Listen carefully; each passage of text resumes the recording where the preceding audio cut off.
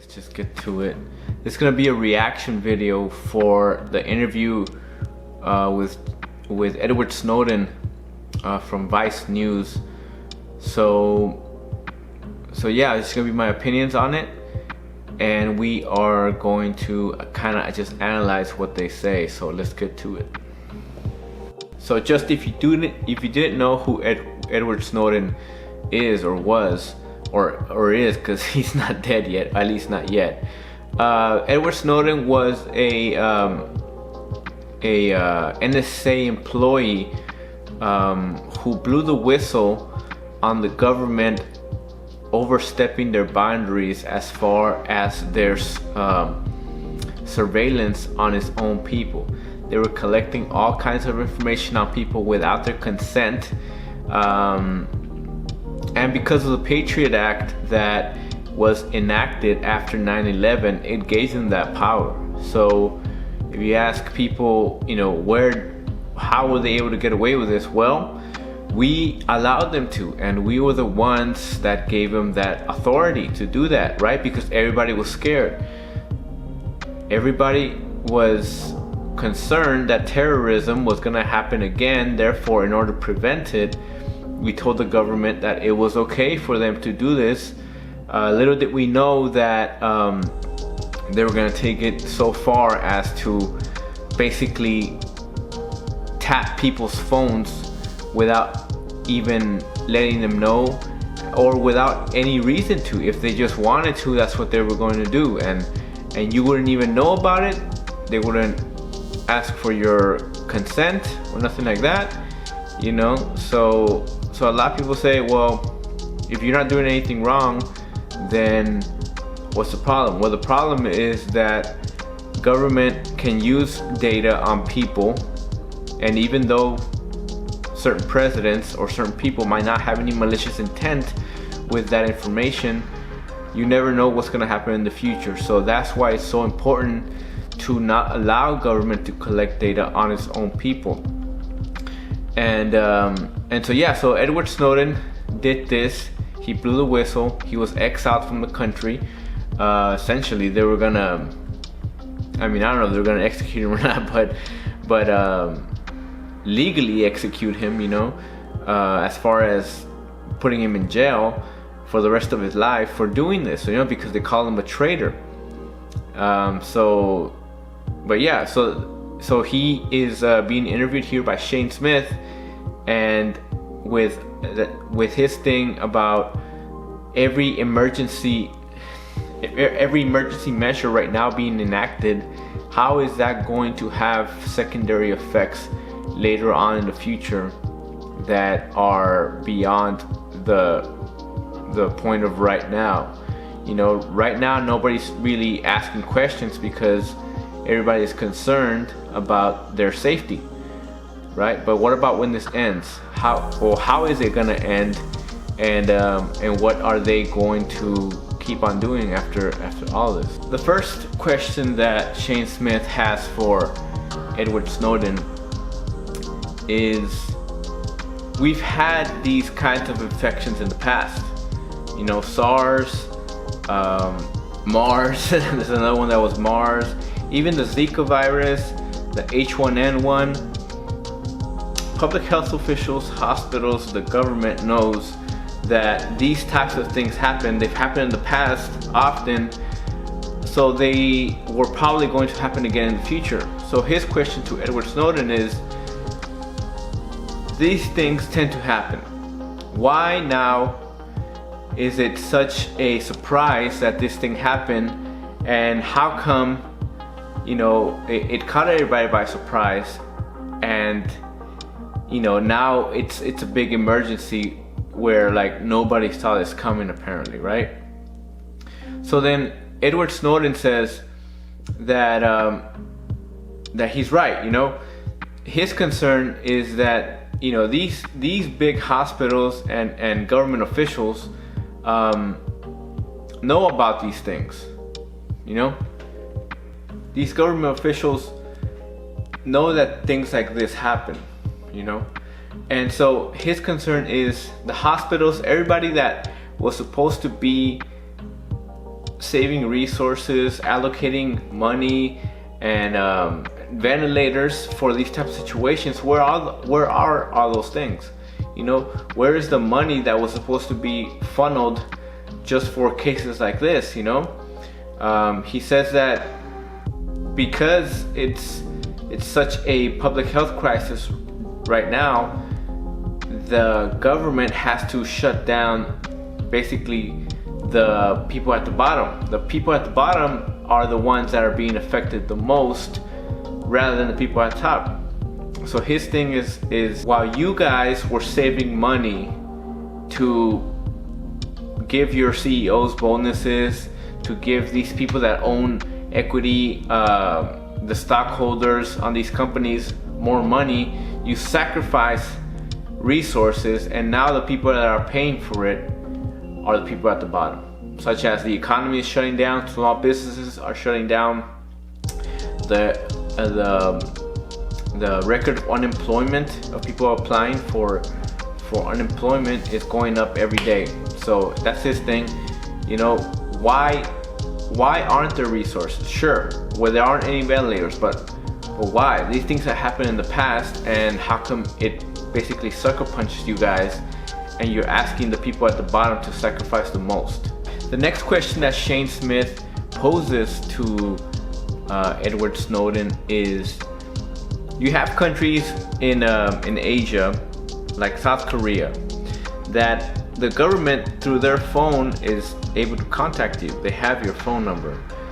So what they're doing, they're getting the private companies to give them information on you, therefore knowing your whereabouts all day. Therefore, if they see that you've come in contact with a person that's tested positive for COVID-19, they can essentially tell you to isolate, right? And the way they see it is they're preventing more people from getting the virus. But what they're doing is that if you don't stay in your place, then they are going to go to your house or look for you and possibly fine you or throw you in jail or something like that. In Taiwan, they're doing kind of the same thing, where if you get diagnosed with COVID-19, your phone actually acts as a fence. So like the signal that the phone gives will actually act as a fence. So therefore, if you and your phone, let's say, travel outside of that area that they allowed you to, then that also alerts the government that you have violated that ordinance or that law or whatever, and therefore they can come and either fine you or throw you in jail or whatever, or even if it's just public shaming, you know, which you would think it's not that bad, but public shaming can actually go a long way nowadays. So then Shane Smith asked Edward Snowden, what are the consequences, or what are, you see some people touting these kind of methods that these countries are implementing in order to spread the virus, and you know, so what does he think about that? And he says that when you have these types of governments that go beyond just what they're supposed to, as far as to like personally lock you down inside your house, then at that point public information for a disease doesn't become just information about the disease itself, but it becomes some kind of political gain. You know, he talks about how countries that have notoriously limited the information that people are allowed to get, have notoriously oppressed their own people and used the information against them. He says that back in World War I, back in the Spanish flu, he says that the Spanish flu didn't actually originate in Spain. It actually originated in World War I in the trenches, but because those countries were authoritarian, they never let anybody know. So it's not that the Spanish flu was concentrated in Spain. It was actually in a bunch of countries, but countries that are able to control the dissemination of information, just like Taiwan and South Korea are doing to their people, they essentially, once the people allow them to do that, and even China, then they can do with the information with whatever they want. So therefore, it doesn't become a matter now of public health, rather a political move. The next question that Shane Smith poses to Edward Snowden is, as all of these measures to implement on people to prevent the virus from spreading get more and more severe, what about our civil liberties? What happens to them, you know? And people right now are acting very suspicious to anybody who mentions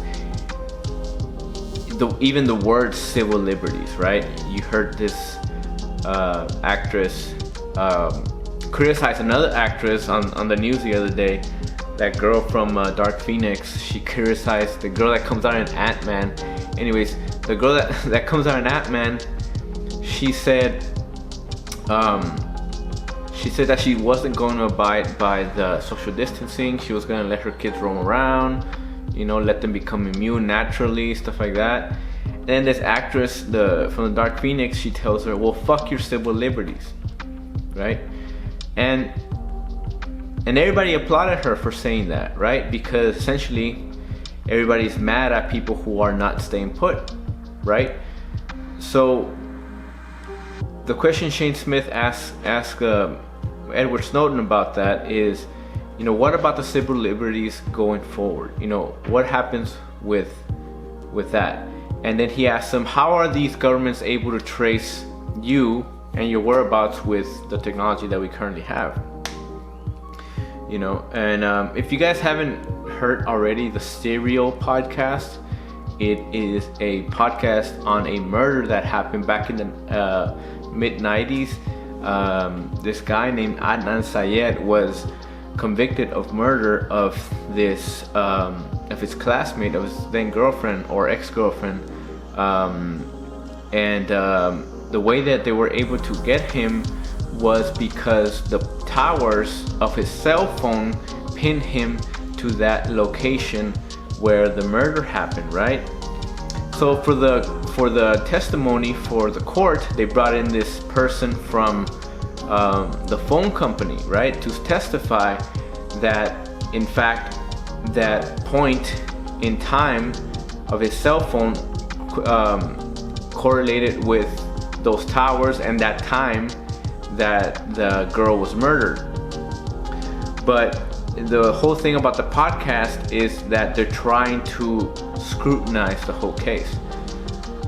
They found out later in the podcast that paper that guy was using as with the times for the cell phones, on the bottom or in the front page, it said that those measurements cannot be used for like outgoing calls. They can only be used for like incoming calls.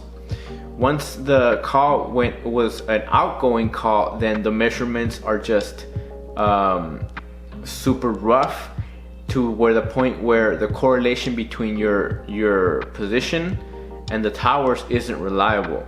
I remember a lot of times when I am driving here in McAllen, on Twitter, sometimes it'll say that my phone is in Reynosa, Tamaulipas, right? But I'm here in McAllen. So just the rough estimate of where you are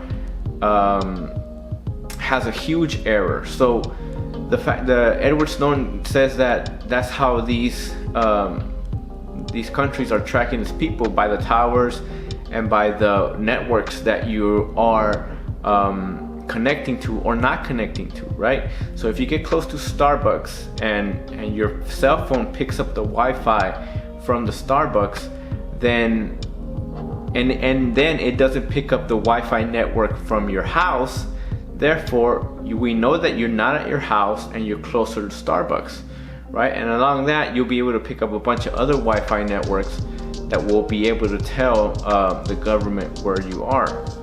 And that's how they're able to do it. But his argument is that you can't really do that because some of this stuff is still unreliable.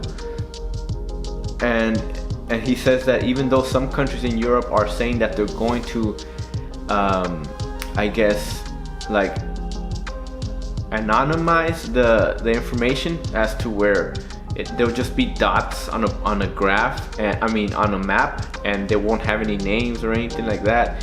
He says that if you're going to do that, then the information becomes so rough that you can't use it for a pandemic when you're trying to track a virus. Because in order to do that, you're gonna have to get so specific that you're gonna have to inadvertently out people as to whose cell phone it is and whose cell phone it is not. So therefore, his thing is saying that the government has this information without telling you. You should have a right. There is no law in the United States that gives you a basic privacy law, which I hope that changes soon, because even Google was saying a few weeks ago or last week that they were trying to do something like that in order to track people's whereabouts for the COVID-19. But they had already tried to do that before with the flu, as far as trying to predict where the flu has hit the most. Eventually, that was a few years back, but with that, I think they had to scratch it because the information was just not valid. It did not correlate the flu information accurately with the population density and all that stuff. So Google essentially scrapped that program. I forgot what the program was called, but they've been trying to do it already. And so Edward Snowden is just saying, the government has access, and you should just be careful. Shane Smith asks Edward Snowden, with people now in danger of their lives, he says more and more they're approving for the ability for the government to do this to them, to get their information. Yes, go ahead and get it. It's no problem.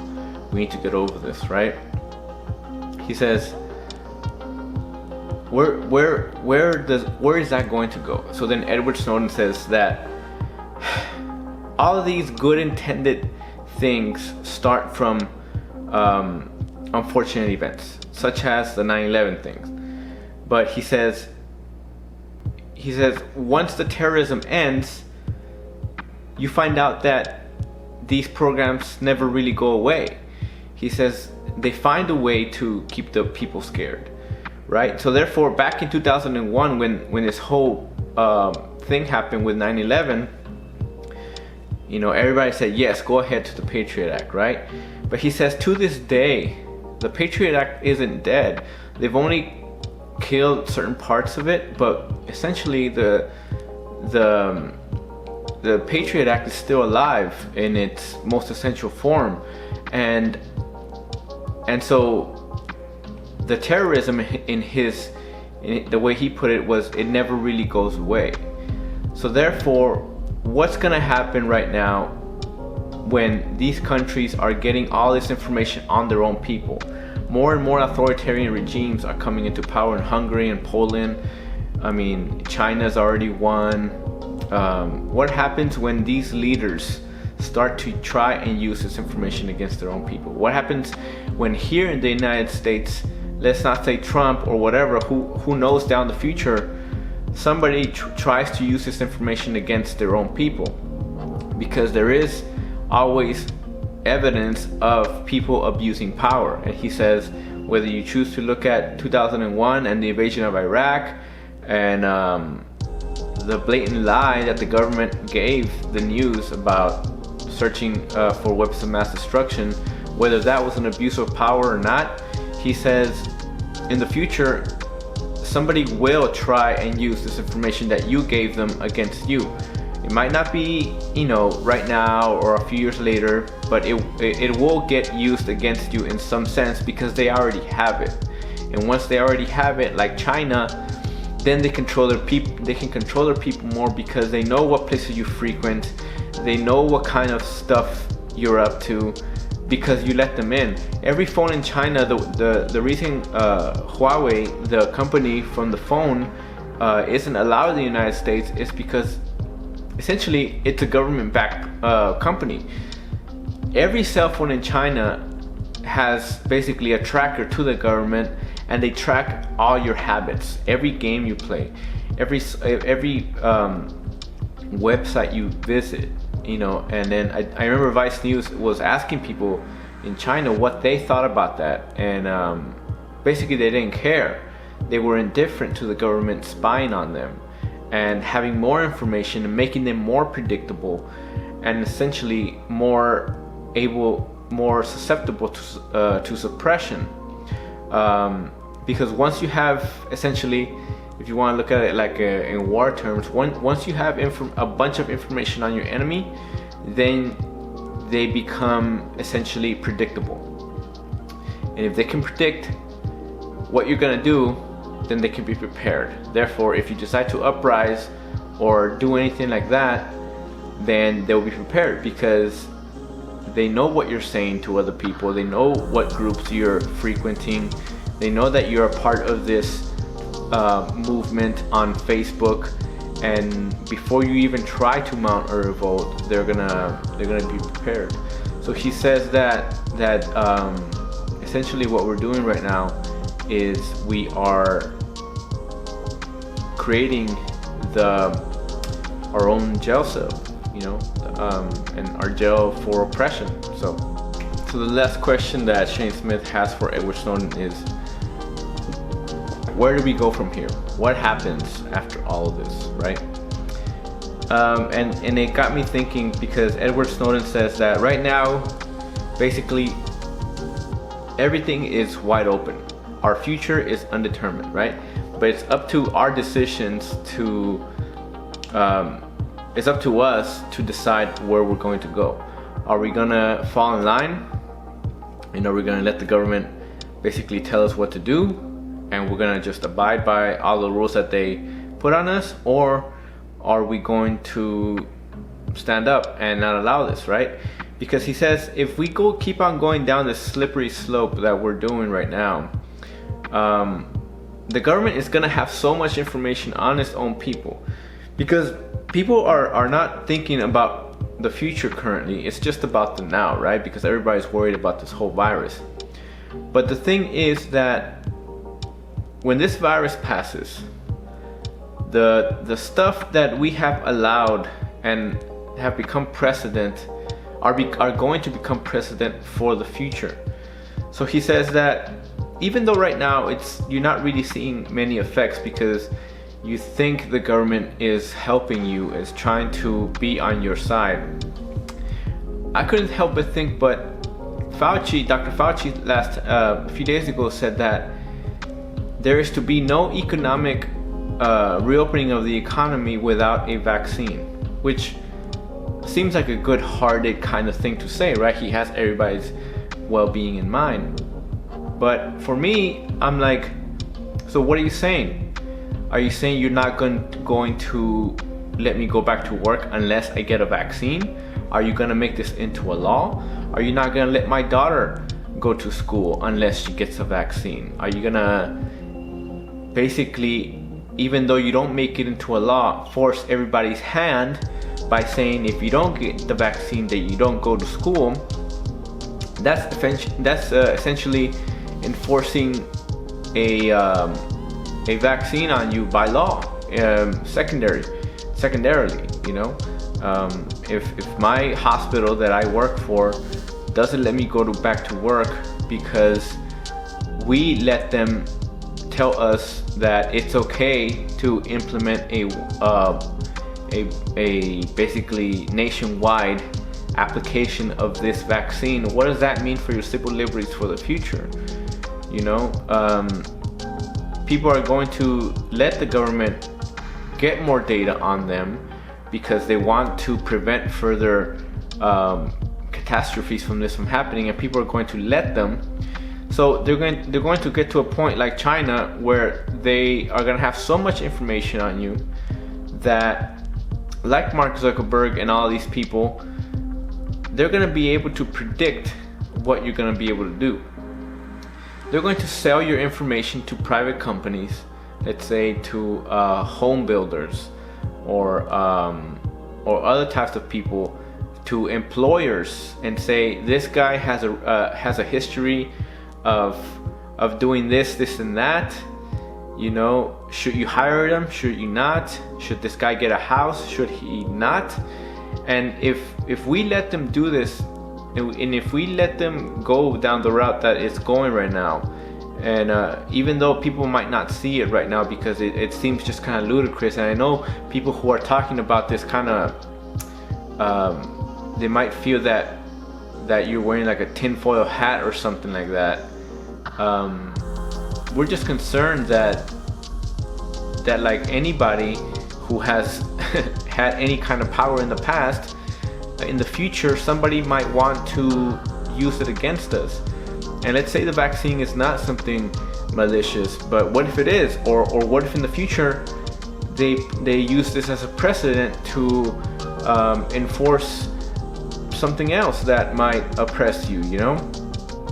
And so that's what we're concerned about here.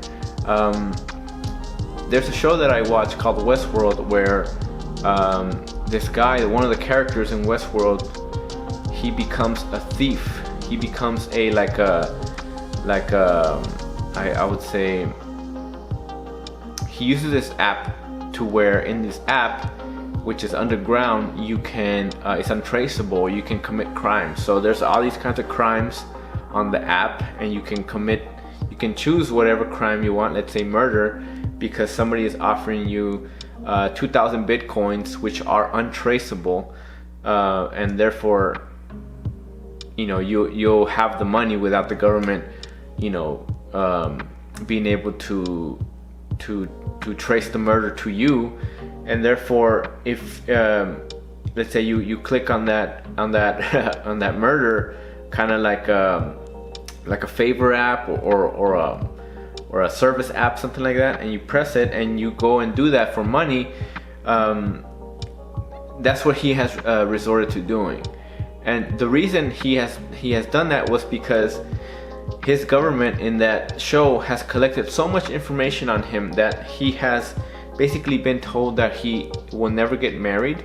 Therefore, his risk of becoming more violent, his risk of depression, his risk of dying, all these things make him unhireable. And because he has nowhere to go as far as work, he has to resort to committing crimes and you know, petty crimes like that, and robbery and stuff like that. So I'm just concerned, and that was my review for the Shane Smith interview with Edward Snowden. So we'll catch you guys next time.